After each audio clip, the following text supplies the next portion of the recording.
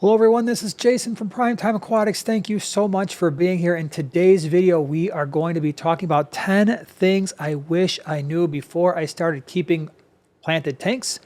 Now, I've been keeping fish for 45 years, but I didn't start keeping plants until about 10 years ago. And before that, I thought they were going to be really complicated, difficult to maintain. And it turns out none of that's true. And in today's video, we're going to talk about why that is.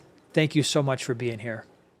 I think one of the first things I wish I would have known a lot earlier, and what I'm here to tell you is plants are awesome and they are so cool because they add a completely different dynamic to your aquarium. You get to see something else grow and thrive, and we love that about our fish, but I am telling you it can be just as exciting when it comes to plants as well. Watching them in your aquarium and you get these little tiny plants, and then 6 months later, you're like, wow, they're a lot bigger. Not always easy to recognize every day as it's happening, but if you look at pictures when you first set up your aquarium and then 6 months, 12 months down the road, you see those fish tanks again, and there is usually a big difference, and that can be very rewarding. The second thing I wish I knew, and it's so important, plants can tell you about the health of your ecosystem in your aquarium. They can tell you, hey, are my lights on too long? Are they not on long enough? How are my nutrient levels? Do I have too much in the water column or not enough? Am I doing my water changes properly? And so plants are going to give you a lot of feedback, just like your fish do, as to the health of this ecosystem that you are creating. Third thing, and I think this is one of the most important, real live plants are going to help your fish feel so much more comfortable in the aquarium. And it is different when you're comparing live plants versus plastic or fake plants. I know it doesn't seem like it should be, but it is. Fish are going to behave differently around live plants than they do plastic decorations. This is something I didn't fully appreciate until I actually started adding live plants. And I wish I would have done it so much earlier, because the first 35 years or so of my fish keeping career, I didn't have the live plants. And when I finally saw how the fish and plants interact with one another, it is so cool. Number 4, and this is huge, plants will help you regulate your water parameters a lot more efficiently. We're used to talking about a cycled aquarium where you've got microbes that take ammonia, which is really dangerous to fish, and turn it into nitrite. And there's other microbes that take the nitrite and turn it into nitrate. And it's like, well, what do we do with this nitrate? Because that can be toxic to fish as well at some point. Well, the plants will remove the nitrate from the water. And this is huge. It's going to definitely have a major impact on your ecosystem and save you a lot of time in the long run. Number 5, plants are going to make it easier for you to cycle that aquarium, to add new fish to a new tank, because plants not only remove the nitrates like we just talked about, but they also help remove ammonia and nitrite from the water. And so when you set up a new aquarium, we've talked about how to cycle an aquarium fast. I'll put that in the video in the upper right-hand corner as well as in the description below. But plants can really help with that because they're going to remove all that nitrogen from the water and make that toxic stuff go away. Number 6, and this is huge, you don't need CO2 to grow most plants. In all of the tanks that you see in our fish room and in the gallery behind me, we don't run CO2 in any of them and never have. Now, I'm not saying we won't at some point in the future just for fun, but you really don't need CO2. It is not required for all your beginner plants, intermediate plants. It's just not necessary.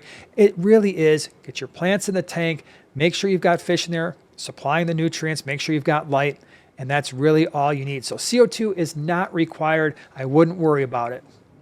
Number 7, and this one's going to save you all kinds of money. You really actually don't even need fertilizers for your plants.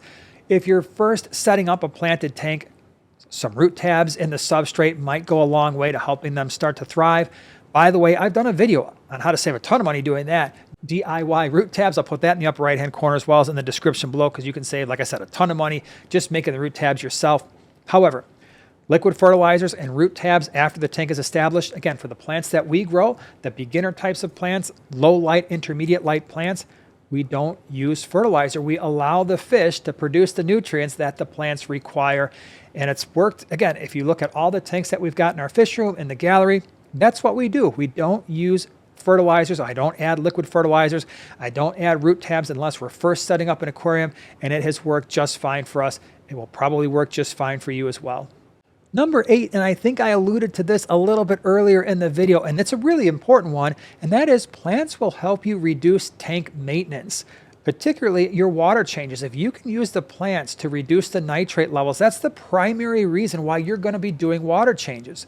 Well, if the plants are keeping the nitrate levels low, you don't need to do as many water changes. Or maybe the water changes that you do are going to be less volume. And so instead of doing a 30 or 40% water change every 1 or 2 weeks, maybe that's only 10 or 15%. The plants are going to be removing those nitrates and thereby reducing the number of water changes you need to do.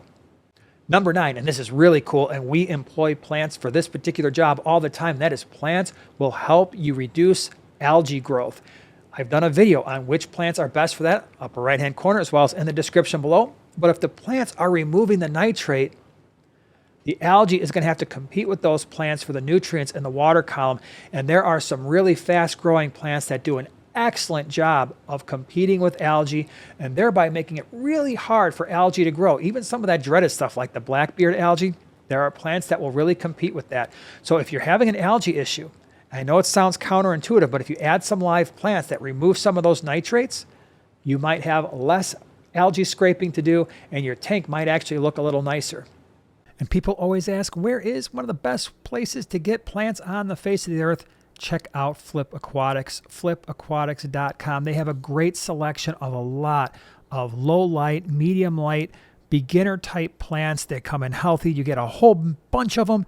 Check out flipaquatics.com. They are a channel sponsor. We love them. We've been partnered with them for a long time because they have high quality shrimp and fish and plants especially. Number 10, and this was one that really confused me when I first started keeping plants. You don't need a special planted substrate. You don't need any special substrate at all. You hear this argument all the time on social media. What's better for plants, gravel or sand? And I am here to tell you we have grown all the plants that you see in our fish room in both gravel and sand, and it really doesn't matter. They grow well in either one as long as if they're a rooted plant, as long as their roots are long and they are buried in the substrate, it's going to be fine. For some plants like anubias, it's irrelevant because the roots don't grow into the substrate all that much anyway.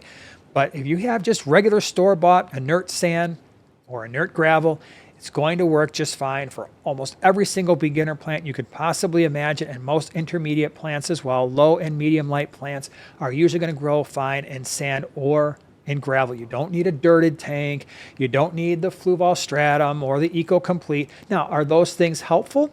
They can be. Are they necessary? Absolutely not, because if you put root tabs in your substrate, when the tank is first started, it's going to work just fine. After that, the fish start producing waste that the plants will then use as nutrients. And so don't worry about that special substrate.